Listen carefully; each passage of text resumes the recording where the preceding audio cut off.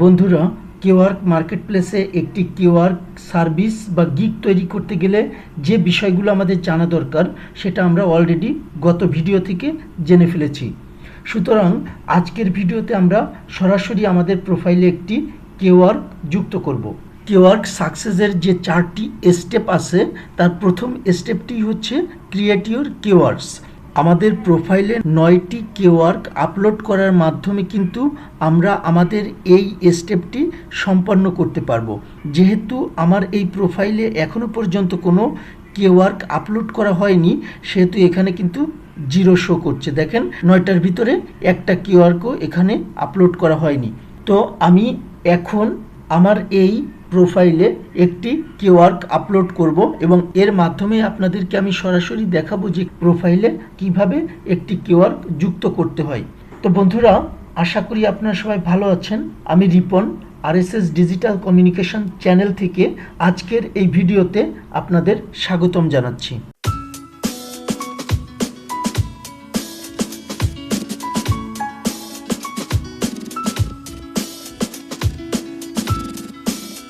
বন্ধুরা, আপনি যদি আমার এই চ্যানেলটিকে এখনও সাবস্ক্রাইব না করে থাকেন তাহলে অনুরোধ থাকবে অবশ্যই সাবস্ক্রাইব করবেন এবং পাশে থাকা বেল বাটনটি অন করে রাখবেন, যাতে করে আমি নতুন কোনো ভিডিও আপলোড করার সাথে সাথে আপনি তার নোটিফিকেশন পেতে পারেন। ভিডিওটি সম্পর্কে কোনো প্রশ্ন থাকলে ফেসবুক পেজ, গ্রুপ অথবা ওয়েবসাইটে লগ ইন করে জানিয়ে দেবেন। আমি আমার ইউটিউব চ্যানেলের হোম পেজে লগ ইন অবস্থায় আছি। এখানে দেখেন ফেসবুক পেজ, ওয়েবসাইট, ফেসবুক গ্রুপের বাটন আছে। আপনারা চাইলে এখানে ক্লিক করে আমার এই সাইটগুলো ভিজিট করতে পারেন। তো কিওয়ার্ড তৈরি করার জন্য আমি এখান থেকে ক্রিয়েট এ কিওয়ার্ড এই অপশনটিতে ক্লিক করব। সর্বপ্রথমে এখানে আমাদেরকে বেসিক ইনফরমেশন দিতে হবে। আমি যে কাজের উপর কিওয়ার্ড তৈরি করব সেটা এখানে উল্লেখ করে দেব। তার মানে আমরা এখানে আমাদের কাজের টাইটেলটি দিব। তো আপনারা যারা আমার গত ভিডিওটি দেখেছেন তারা সকলেই জানেন যে কিওয়ার্ড তৈরি করার যাবতীয় বিষয়গুলি আমি সেখানে নোট করে ফেলেছি। তো আমি আমার নোট ফাইলটিতে যাব। এই যে আমি ওপেন করে রেখেছি আমার নোট ফাইলটি। এখান থেকে আমি টাইটেলটি কপি করলাম এবং এখানে পেস্ট করে দিলাম। একটি বিষয় খেয়াল করেন, টাইটেলটিতে আমরা সর্বোচ্চ 70 ক্যারেক্টার রাখতে পারবো। তার বেশি ক্যারেক্টারের টাইটেল কিন্তু আমরা এখানে দিতে পারবো না। তো আমার টাইটেলটিতে দেখেন 67 মানে 67টি ক্যারেক্টার আছে। টাইটেল ক্রিয়েট করার পূর্বে আপনাদের কিন্তু এই বিষয়টি মাথায় অবশ্যই রাখতে হবে। এরপর আমাদের এখান থেকে ক্যাটাগরি সিলেক্ট করতে হবে। আগের ভিডিওগুলি থেকে ক্যাটাগরি, সাব ক্যাটাগরি সম্পর্কে অলরেডি আমাদের বেসিক ধারণা রয়েছে। তারপরও যদি আপনারা বুঝতে না পারেন কোন কাজটি কোন ক্যাটাগরিতে হবে, তাহলে আপনারা এখানে এসে এই যে ক্যাটাগরি আছে ডিজাইন, যেমন ডিজাইন ক্যাটাগরিতে কি কি সাব ক্যাটাগরি আছে এইভাবে আপনারা দেখে নেবেন। ডেভেলপমেন্ট আইটি ক্যাটাগরিতে কি কি সাব ক্যাটাগরি আছে। তো আপনার কাজটি যে সাব ক্যাটাগরি বা ক্যাটাগরির আন্ডারে পড়বে সেটা কিন্তু আপনাকে এখান থেকে সিলেক্ট করে দিতে হবে।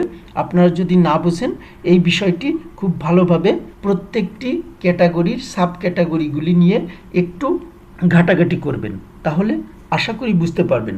যেমন আমার এই সার্ভিসটির মাধ্যমে ক্লায়েন্টকে এক্সেল রিলেটেড সাপোর্ট দিতে চাচ্ছি, যেটা আসলে ভার্চুয়াল অ্যাসিস্ট্যান্ট টাইপের কাজ।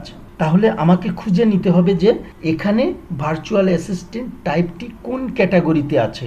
আমি জানি যে বিজনেস এবং লাইফস্টাইল ক্যাটাগরির ভিতরেই ভার্চুয়াল অ্যাসিস্ট্যান্ট সাব ক্যাটাগরি রয়েছে এখানে। তাহলে ক্যাটাগরি আমার কি হবে?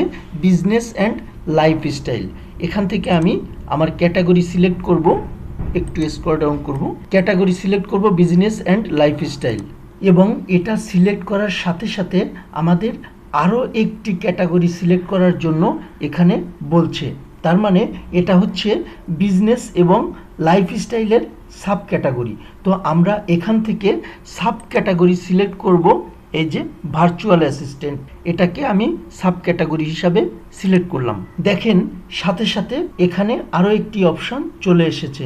এখানে বলা হচ্ছে ভার্চুয়াল অ্যাসিস্ট্যান্ট হিসাবে আমি ক্লায়েন্টকে কোন টাইপের সার্ভিস দিব। আমি এখানে এমএস অফিস সুইট এই অপশনটি সিলেক্ট করব। এরপর আমাদের কিউআর কভার ইমেজ আপলোড করতে হবে। দেখেন এখানে বলা হচ্ছে কভার ইমেজটির মিনিমাম ডাইমেনশন হতে হবে 660 বাই 440, 10 MBর মধ্যে ম্যাক্সিমাম ফাইল সাইজ হতে হবে এবং কভার ইমেজটি জেপিজি, পিএনজি এই 3টি ফরম্যাটে হতে পারবে। আমার গত ভিডিওতেও এই বিষয়গুলি নিয়ে আলোচনা করা হয়েছে। তো আমি এখানে ক্লিক করে কভার ইমেজটি আপলোড করে দেব। আমি এখানে ক্লিক করলাম, ইমেজটি সিলেক্ট করলাম এবং আপলোড করে দিলাম। দেখেন আমার কভার ইমেজটি কিন্তু আপলোড হয়ে গেল। তো একটা বেস্ট কভার ইমেজের ভিতর কোন কোন বিষয়গুলি থাকতে হবে, এই যে এইখানে ক্লিক করলে এখানে দেখেন একটা টপিক চলে আসছে। এই টপিকসটি সম্পর্কে যদি আপনারা ভালোভাবে পড়েন তাহলে কিন্তু সেটা বুঝতে পারবেন। তো এরপর এখান থেকে আমি স্ক্রল ডাউন করলাম এবং এখান থেকে নেক্সট ক্লিক করলাম। এবার আমাদেরকে ডেসক্রিপশন অ্যান্ড ফাইলস এগুলি অ্যাড করতে হবে। আমি এই ডেসক্রিপশনটিও আগে থেকেই নোট করে রেখেছিলাম। এখান থেকে আমি আমার ডেসক্রিপশনটি কপি করলাম এবং এখানে এনে পেস্ট করে দিলাম। দেখেন এখানে আবার বিভিন্ন অপশন রয়েছে। এই অপশনগুলি থেকে আমরা আমাদের ডেসক্রিপশনটিকে ডিজাইন করতে পারবো। যেমন এটা হচ্ছে বোল্ড, এখান থেকে আমরা আমাদের লেখাকে বোল্ড করতে পারবো। এখান থেকে আমরা আমাদের লেখাকে ইতালিক স্টাইল দিতে পারবো। আবার এখানে অর্ডার লিস্ট তৈরি করা যাবে। তো আমি আমার ডেসক্রিপশনটিকে সাজিয়ে নিব এবং একটু ডিজাইন করে দিব যেন দেখতে সুন্দর দেখায়।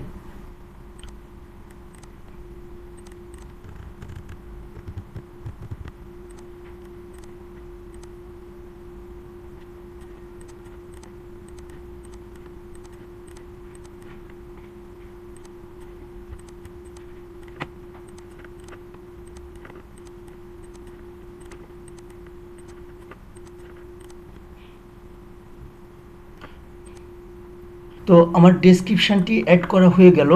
এখান থেকে কিন্তু আমরা একটি ফাইল অ্যাটাচ করে দিতে পারবো এবং সেই ফাইলের সাইজ 100 MB এর ভিতরে থাকতে হবে। তো আমি এখানে কোনো ফাইল আপলোড করব না, আপনারা চাইলে ফাইল আপলোড করতে পারবেন। তারপর অর্ডার রিকোয়ারমেন্টস, মানে অর্ডারটি কমপ্লিট করার জন্য আমাদের কি কি প্রয়োজন পড়বে এখানে সেগুলি দিতে বলছে। অর্ডার রিকোয়ারমেন্টসটিও আমি আগে থেকেই লিখে রেখেছি। তো সেটা আমি এখান থেকে এই যে কপি করব এবং এখানে পেস্ট করে দিব। একটি ট্রিক্স আপনাদেরকে বলে দেই, গ্রামেটিক্যালি যদি আপনার লেখার ভিতরে কোনো ধরনের ভুল থেকে থাকে, আমার দেখেন এখানে ভুল ধরিয়ে দিচ্ছে। তো এটা কিভাবে, এটা হচ্ছে আমি আমার ব্রাউজারের সাথে এক্সটেনশন হিসাবে গ্রামারলি অ্যাড করে দিয়েছি, এই কারণেই কিন্তু এটা শো করছে। আপনারাও আপনাদের ব্রাউজারের সাথে যদি গ্রামারলি এক্সটেনশন অ্যাড করে নেন তাহলে আপনারা গ্রামেটিক্যালি কোনো ভুল হলে সেটা কিন্তু বুঝতে পারবেন এবং কারেকশন করে নিতে পারবেন। তো হয়ে গেল আমার অর্ডার রিকোয়ারমেন্টস ইনপুট করা। এখানেও আমরা একইভাবে ফাইল অ্যাটাচ করতে পারবো এবং সেই ফাইলের সাইজ 100 MB এর ভিতরে থাকতে হবে। তো আমি এখান থেকে নেক্সটে ক্লিক করলাম, একটু নিচের দিকে আসব। এরপর প্রাইসেস অ্যান্ড সার্ভিসেস, এখানে আমরা সার্ভিসের প্রাইস সেট করব এবং অ্যাকচুয়ালি যে সার্ভিসটি দিব সেটা স্পেসিফাই করে দিব। তো আমরা এখান থেকে স্কোপ অফ দিস কিওয়ার্ড, এখানে আমি স্কোপটি উল্লেখ করে দিব। এখান থেকে আমি স্কোপটি কপি করে নিলাম, এখানে এনে পেস্ট করে দিলাম। এই স্কোপটির জন্য আমার প্রাইস কত হবে, প্রাইস হবে $8। এখান থেকে আমি যদি $8 সিলেক্ট করি তাহলে বায়ারের কাছে বা ক্লায়েন্টের কাছে কিন্তু এটা $10 শো করবে। দেখেন, the buyer will pay $10 for each keyword while you as a freelancer will receive $8। Always keep this in mind when creating your keyword so that you get paid exactly what you want, তার মানে আমি exactly যেটা চাচ্ছি সেটা আমাকে এখান থেকে select করতে হবে। এটার সাথে মার্কেট প্লেসের কমিশনটা অ্যাড হয়ে সেটা কিন্তু ক্লায়েন্ট দেখতে পাবে আমার এই সার্ভিসটি নেওয়ার জন্য। তো আশা করি বুঝতে পেরেছেন। তারপর হচ্ছে ডেলিভারি টাইম। ডেলিভারি টাইম আমার এই সার্ভিসটির জন্য আমি ডেলিভারি টাইম কতটুকু রাখতে চাই, আমি 1 ডে ডেলিভারি টাইম রাখবো। আপনারা এখান থেকে আপনাদের মতো করে ডেলিভারি টাইম সিলেক্ট করে দিবেন। তারপর দেখেন এক্সট্রা অপশন। এখানে স্পেসিফিক যে স্কোপটি রেখেছেন সেই স্কোপের বাইরে যদি আপনি আরও কোনো এক্সট্রা কাজ করে দিতে চান এবং তার জন্য কিন্তু আপনি এখানে এক্সট্রা বাজেট সেট করতে পারেন এবং এক্সট্রা টাইমও সেট করতে পারেন। তো আমি এখানে কোনো ধরনের এক্সট্রা সার্ভিস দিব না, এই কারণে আমি এই অপশানটিকে স্কিপ করে যাচ্ছি।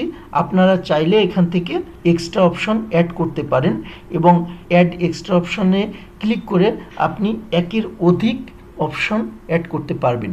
আমি যেহেতু কোনো এক্সট্রা অপশন অ্যাড করব না, আমি এখান থেকে কনফার্ম ক্লিক করে দিলাম এবং কিওয়ার্ড তৈরি করা কিন্তু শেষ হয়ে গেল।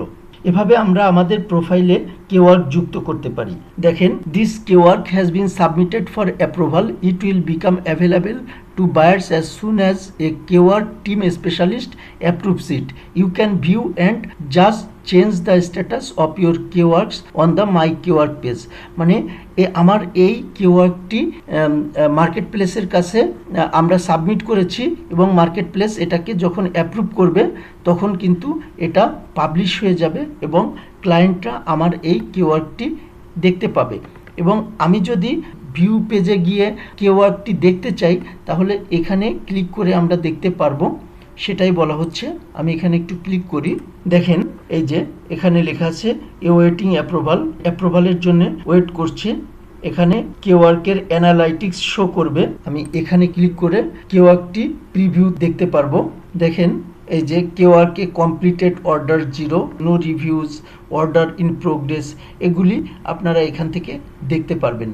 আবার যদি কিওয়ার্ডটি এডিট করতে হয়, কোনো জায়গায় যদি কারেকশন করার প্রয়োজন পড়ে, এখানে এডিটে গিয়ে আপনারা সেটাও করতে পারবেন। আমরা যদি অ্যাকাউন্টের ড্যাশবোর্ডে একটু ফিরে যাই তাহলে দেখেন মাই কিওয়ার্ডসের এখানে অ্যাক্টিভ 0, ইনঅ্যাক্টিভ 1। আমি যে কিওয়ার্ডটি তৈরি করেছি সেটা এখনও ইনঅ্যাক্টিভ আছে, এ কারণে এখানে ইনঅ্যাক্টিভ 1 শো করছে। এটা যখন অ্যাক্টিভ হয়ে যাবে বা মার্কেট প্লেসের কাছ থেকে অ্যাপ্রুভ হয়ে যাবে তখন এটা এখানে শো করবে অ্যাক্টিভ হিসাবে এবং এখানে কোনো কিছুই শো করবে না। এই ছিল মোটামুটি আজকের আলোচনার বিষয়বস্তু। আশা করি আপনার সম্পূর্ণ ভিডিওটি মনোযোগ সহকারে দেখেছেন এবং বুঝতে পেরেছেন কিভাবে একটি কিওয়ার্ড তৈরি করতে হয়। তো বন্ধুরা, আজকের ভিডিওটি এখানেই শেষ করছি। সামনের ভিডিওতে আপনাদের সাথে অন্য কোনো নতুন বিষয় নিয়ে আবারও কথা হবে। সে পর্যন্ত আপনারা সবাই ভালো থাকবেন। ধন্যবাদ সবাইকে।